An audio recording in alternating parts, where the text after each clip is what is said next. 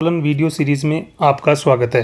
आज का हमारा टॉपिक है संथाल हुल यानी संथाल विद्रोह 1855 क्षेत्र। यह विद्रोह छोटा नागपुर, भागलपुर, पूर्णिया, मानभूम और राजमहल क्षेत्रों में हुआ। यह क्षेत्र आज के झारखंड तथा बिहार राज्यों के अंतर्गत है।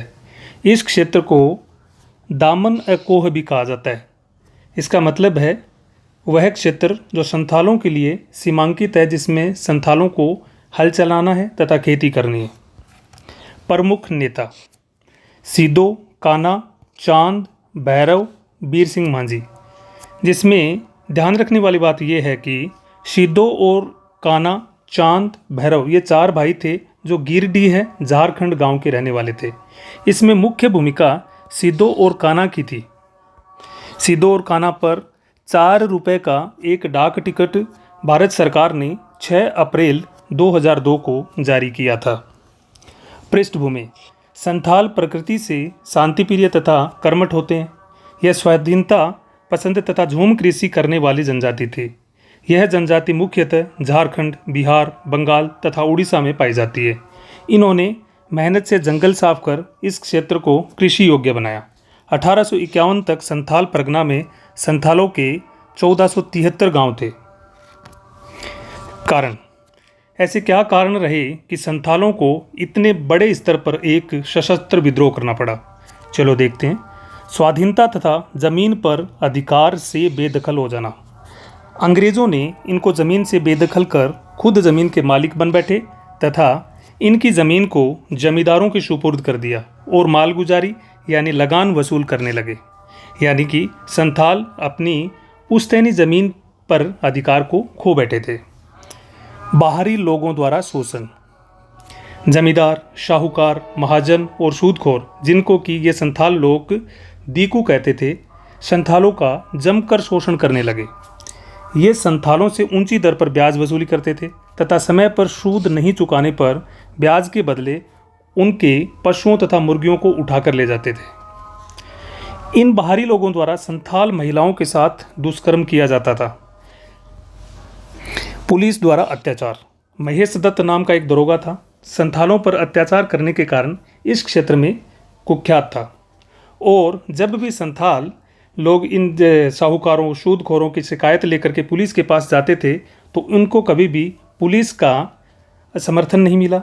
उल्टा पुलिस उन्हीं को ही डांट डपट करके भगा देती थी।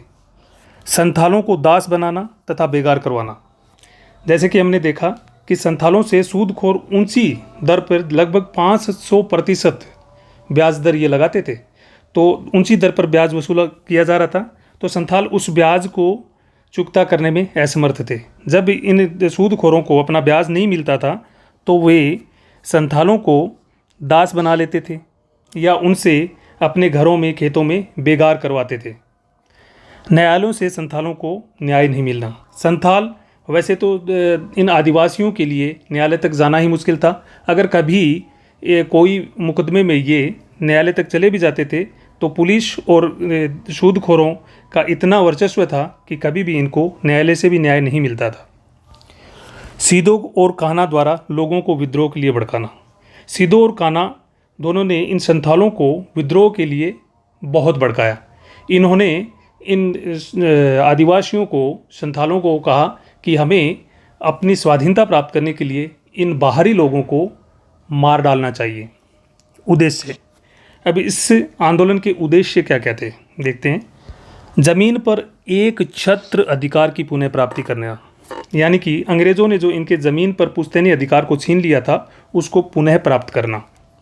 दीकों यानी कि बाहरी लोगों को अपने क्षेत्र से बाहर निकालना और स्वशासन की स्थापना करना। प्रमुख घटनाएं: 30 जून 1855 को सीदू के गांव भगनीडीह झारखंड में 400 गांवों के 10,000 संथाल प्रतिनिधि इकट्ठा हुए तथा विद्रोह का बिगुल बजा दिया। सरदार वीर सिंह मांझी ने एक दल की स्थापना कर बाहरी लोगों को लूटने तथा मारने का काम शुरू कर दिया। सीदू और कान्हा ने लोगों से कहा कि ठाकुर जी चाहते हैं कि बाहरी लोगों को मार दिया जाए तथा स्वराज की स्थापना की जाए।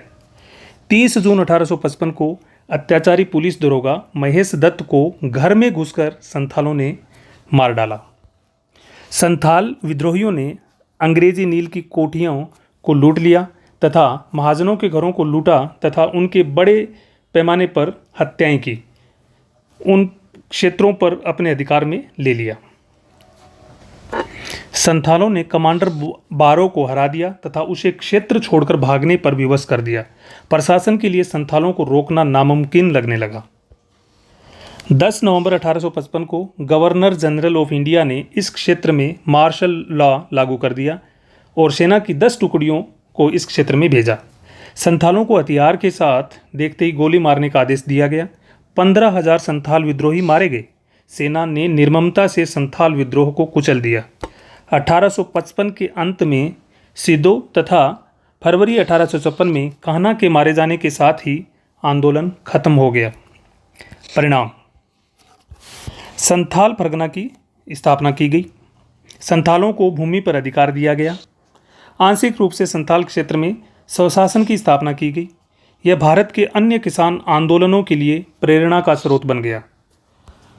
विशेष history of Santhal rebellion of 1815 W. Hunter. ये कुछ महत्वपूर्ण किताबें हैं जो संथाल विद्रोह से संबंधित है। भारत का भूमि संग्राम, अयोध्या सिंह। संथाल हूल में हूल का मतलब है विद्रोह।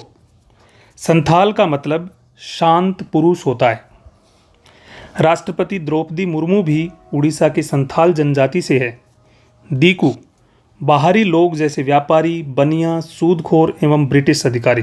संथाल लोग इनको सम्मिलित रूप से दीकू नाम से पुकारते थे और इनके द्वारा जो संथालों का शोषण किया गया, उनसे सूदखोरी कर उनकी ज़मीनों को छीना गया, उनसे अत्यधिक मात्रा में लगान लिया गया और उनके अनपढ़ होने का फ़ायदा उठाया गया।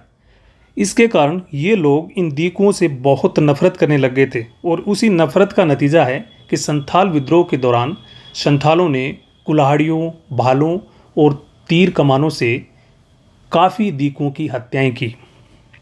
तो ये था आज का हमारा संथाल विद्रोह 1855-56। इसमें सभी महत्वपूर्ण बातों को सम्मिलित करने की कोशिश की गई है। तो अगर यह वीडियो आपको अच्छा लगे तो इसको लाइक, शेयर एंड सब्सक्राइब कीजिए। Thank you very much.